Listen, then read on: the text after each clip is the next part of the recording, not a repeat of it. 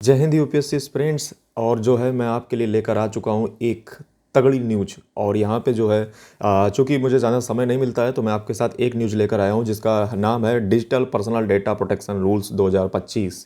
जी हाँ, आपको जैसा कि पता है कि ड्राफ्ट जो था डिजिटल पर्सनल डेटा प्रोटेक्शन जो रूल थे वो 2025 के लिए ड्राफ्ट किए जा चुके हैं। ये ministry of electronics and IT के द्वारा जो है ये रिलीज किए गए। अब मैं आपको बता दूं कि ये दरअसल जो है इसमें जो मेन जो सेंटर जो हैं वो सिटीजन्स हैं, यानी कि नागरिक जो हैं उनको, देश का जो नागरिक है उसको ज़्यादा जो है इसको केंद्र बिंदु माना गया है। तो इसके क्या क्या जो है रूल्स हैं मैं आपको बहुत ही ब्रीफ में जो है आपको समझा देता हूँ। जैसे दोस्तों मैं सबसे पहले बात करूँ तो इसमें बहुत ज़्यादा जो है जो हमारे नागरिक हैं और उनकी जो, जैसा कि इसका नाम ही है कि digital personal data protection act जो 2023 में पारित हुआ था, उसी के रूल्स यहाँ पे डिफाइन हुए हैं। तो यहाँ पे मैं आपको बता दूँ ये भारत की जो इनोवेशन और जो डिजिटल इकोनॉमी है उसको जो है फॉस्टर यानी कि बूस्ट देगा, यानी कि जो है ये बूम का काम करेगा। और जो हमारी डिजिटल इकोनॉमी और जो इनोवेशन है उसमें कहीं ज़्यादा जो है इम्प्रूवमेंट आएगी और हमारा जो डेटा है वो काफ़ी सिक्योर जो है और रिलायबल हो जाएगा। और साथ ही हमारे पास जो है अपने डेटा का एक्सेस भी होगा। और ये दरअसल जो है हमारी प्राइवेसी यानी कि हमारी गोपनीयता को बनाए रखने के लिए किया गया है। मैं सबसे पहले आपको बता दूं इसमें पहला प्रावधान है डेटा ट्रांसफ़र का, यानी कि इसमें जो है अगर कोई भी कंपनी, जैसा कि आपको पता होना चाहिए, अभी थोड़े दिन पहले एक रिपोर्ट भी आई थी जिसमें कहा गया था कि इंडिया में नंबर ऑफ जो सर्वर हैं उनकी संख्या बहुत तेज़ी से बढ़ रही है। वहीं पे जो है अगर आप गूगल और बड़े बड़े जो है जो मीडिया के हब हैं, जो सोशल मीडिया हब प्लेटफॉर्म है, उसमें अगर देखोगे तो स्मॉल मॉड्यूलर रिएक्टर जो है उसको एनर्जी के लिए प्रयोग किया जा रहा है। जैसे एआई, बिग डेटा एनालिसिस, इनमें जो है हाईली एनर्जी का जो है ऑप्टिमाइजेशन चाहिए होता है। दैट मीन्स इनको हाई एनर्जी चाहिए होती है। इसलिए गूगल जैसी कंपनियां आज जो है वो जो स्मॉल मॉड्यूलर रिएक्टर होती हैं इस पर काम कर रही हैं। ये बड़े बड़े सर्वर जो है बड़ा बड़ा जो है एनर्जी को कंज्यूम करते हैं। तो मैं आपको बता दूं कि अगर इंडिया में अगर कोई भी कंपनी इंडिया में काम करती है, इंडिया में सोशल मीडिया प्लेटफॉर्म अगर कोई भी कंपनी है वो ऑनलाइन काम में इंगेज है, लोगों के साथ जो है तालमेल बना के रखती है, सिटीजन्स के साथ कोऑपरेट का जो है कोई सर्विस अपनी बेचती है या जो है कोई भी फ्री सर्विस देती है, तो उसको जो डेटा है वो इंडिया में ही रखना पड़ेगा। यानी कि अभी क्या होता था, जैसे मान लो गूगल है या मान लो फेसबुक है, वो क्या करते हैं अपना सर्वर अमेरिका में बनाए हुए हैं, यहाँ पे नहीं बनाए हुए हैं। इसका नुकसान क्या होगा, 4 दिन बाद पता चला आपका वहाँ पे जो है वहाँ पे हम कोई ऑडिट तो कर नहीं पाएंगे, आपका विदेश में सर्वर सब चीज़ें जो है आप विदेश से ऑपरेट कर रहे हो, तो ये गलत बात है। इसलिए जो है भारत सरकार के अप्रूवल के बिना आप जो है भारत के डाटा जो है वो भारत में ही रहेगा जब तक कि गवर्नमेंट ऑफ इंडिया जो है उस पर अनुमति अपनी ना दे दे। साथ ही में एक चीज़ ये भी और निकल के आती है कि जो कंपनियां हैं, जैसे मान लीजिए जो भारत का दुश्मन देश है, समझे, जो इनेमी कंट्री है, मान लीजिए जो है दुश्मन राष्ट्र है, या मान लीजिए जहाँ पे जो है साइबर बहुत ज़्यादा जो है देश ऐसे हैं जो बहुत ज़्यादा वल्नरेबल हैं, जहाँ पे साइबर थ्रेट्स के खतरे हमेशा बने रहते हैं, या जहाँ पे सिक्योरिटी इतनी टाइट नहीं है, तो वहाँ पे डेटा को नहीं रखा जाएगा विदाउट गवर्नमेंट परमिशन, यानी कि गवर्नमेंट की परमिशन रिक्वायर्ड है, सीधी सी बात। दूसरा चीज़ अगर देखा जाए तो सिटीजन्स एट द कोर, यानी कि जो सिटीजन हैं वो इसमें कोर पे रखे गए हैं। जिसका मतलब क्या हुआ, मैं आपको बता दूं कि इसमें जो है अगर आपको जो है इसमें जो है जो एक नागरिक है देश का, एक जो नागरिक है उसके पास 3 अधिकार दिए गए हैं। पहला ये डिमांड कर सकता है अपने डेटा को इरेज करने के लिए, यानी कि अगर मैं चाहूँ तो आज फेसबुक से अपना सारा डेटा इरेज करवा सकता हूँ। दूसरा, अपॉइंट डिजिटल नॉमिनी, यानी कि जो है मैं चाहूँ तो जो है अपना डिजिटल नॉमिनी डिक्लेयर कर सकता हूँ, यानी कि मेरे मरने के उपरांत, मेरे मरणोपरांत कौन जो है उस डेटा का अधिकारी होगा, ये जो है मैं डिक्लेयर कर सकता हूँ। अपने जो सोशल मीडिया प्लेटफॉर्म है उसको बता सकता हूँ कि मेरा डेटा आप इरेज कर दीजिए, मेरा डेटा आप जो है मुझे वापस दे दीजिए, मेरा डेटा आप जो है मेरे मरणोपरांत किस व्यक्ति के नाम जो है ये जाएगा। ये सारी चीज़ें आप सोशल मीडिया प्लेटफॉर्म पे आपको देखने को मिलेंगी। साथ ही में यहाँ पे जो कंपनियाँ हैं जो आपके डेटा को मैनेज करेंगी, उनको हमने एक नाम दे रखा है इस रूल में, जिसका नाम है डेटा फिड्यूसरी। यानी कि जैसे मान लीजिए फेसबुक, इंस्टाग्राम, ट्विटर या यूट्यूब, ये सारे क्या कहलाएंगे, ये डेटा फिड्यूसरी कहलाएंगे।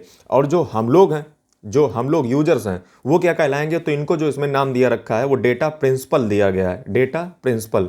दूसरा चीज़ मैं आपको बताऊं कि इसमें जो है अगर कोई भी व्यक्ति सोशल मीडिया से इंटरेक्ट 3 साल के अंतर्गत नहीं करता है, मतलब 3 साल तक उसने कोई भी जो है इंटरेक्शन उस सोशल मीडिया प्लेटफॉर्म से नहीं किया है, तो मैं आपको बता दूं कि उसका डेटा जो है 3 सालों के अंदर अंदर इरेज कर दिया जाएगा उस सोशल मीडिया प्लेटफॉर्म के द्वारा।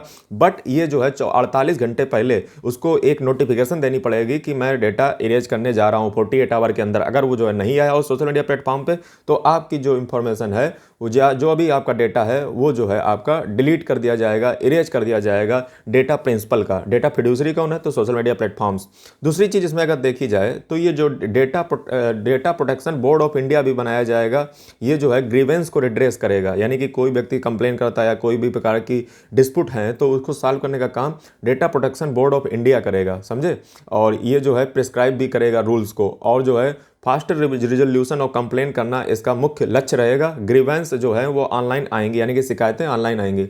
और इसमें जो है सो एक चीज़ और रखी गई है कि इसमें जो है दो प्रकार की चीज़ें और रखी गई हैं कि लोअर कंप्लायंस बर्डन और हायर ऑब्लिगेशन। जैसे जो बड़े बड़े जाइंट हैं, समझे, जो जैसे बड़े बड़े हब हैं सोशल मीडिया के, जैसे Twitter, Amazon, Netflix, Instagram, YouTube, ये सब क्या है? बड़े बड़े प्लेटफॉर्म हैं। तो इनको जो है इनके ऊपर ज़्यादा हायर ऑब्लिगेशन है, यानी कि इनके ऊपर जो है ज़्यादा ये लागू होगा, मतलब इनको जो है ऊपर ज़्यादा उत्तरदायित्व होगा इन कंपेरिजन टू जो स्मॉल हैं, यानी कि जो लोअर कंप्लायंस उनके ऊपर लागू होगा। जैसे मान लीजिए कोई नया स्टार्टअप है, कोई एमएसएमई है, इन प्रकार के लोगों को प्रमोट किया जाएगा क्योंकि इन पे लोअर ऑब्लिगेशन, यानी कि कम जो है इनको अकाउंटेबल या उत्तरदायित्व माना जाएगा इस चीज़ के लिए। मतलब थोड़ा सा जो है इसमें थोड़ा सा जो है लचीलापन है अगर देखा जाए तो, मतलब कंपनी के साइज के अनुसार उसके जो है डिपेंड करता है कि उस पर कैसा जो है कंप्लायंस किया जाएगा। तो लोअर कंप्लायंस और हायर कंप्लायंस का इसमें क्लासिफिकेशन है।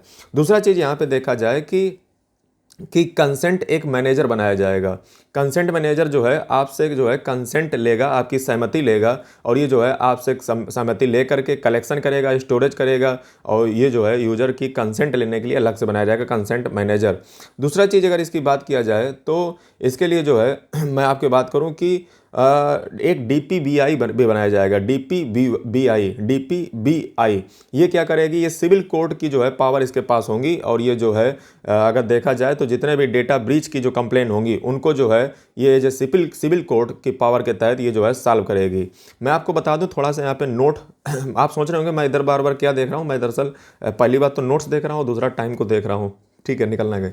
तो दूसरा अगर देखा जाए तो 2011 के अनुसार मैं बात करूं तो जस्टिस AP शाह जो कमेटी थी उसने प्राइवेसी लेजिस्लेशन के लिए जो है और का जो है रिकमेंड किया था। वहीं पे 2017 में सुप्रीम कोर्ट ने जो है justice KS Puttaswamy versus union of India के केस में जो है प्राइवेसी को एक फंडामेंटल राइट बना था।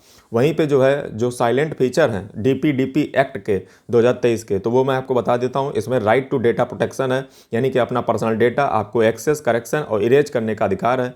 आपको डेटा प्रोसेसिंग एंड कंसेंट का अधिकार है, यानी कि आप जो है स्पष्ट तरीके से अपनी कंसेंट को जो है डेटा प्रोसेस करने के लिए दे सकते हो विद क्लियर कंसेंट फॉर्म्स आएंगे।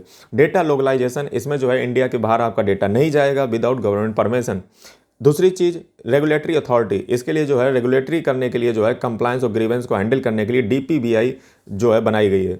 डेटा ब्रीच नोटिफिकेशन, यानी कि जो है अगर किसी प्रकार का डेटा बेस ब्रीच होता है तो DPBI जो है इसके बारे में जो है नोटिफाई जरूर करेगी आपको।